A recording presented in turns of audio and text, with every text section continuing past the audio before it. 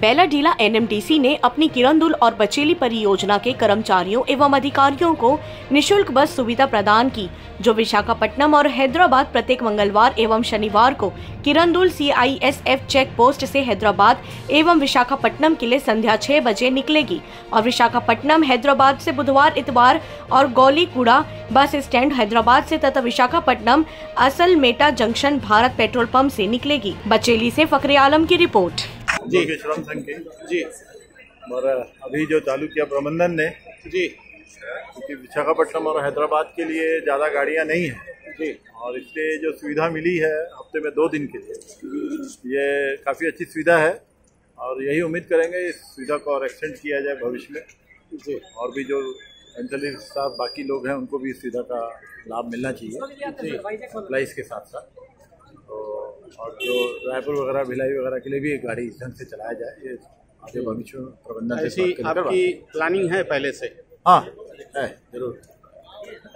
चलिए, बहुत बहुत मुबारक हो। कुछ बोलेंगे इस बस सुविधा के बारे में?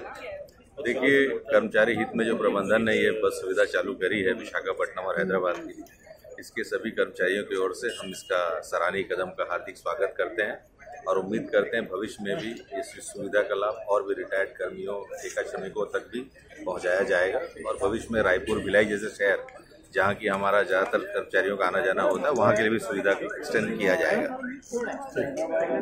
धन्यवाद।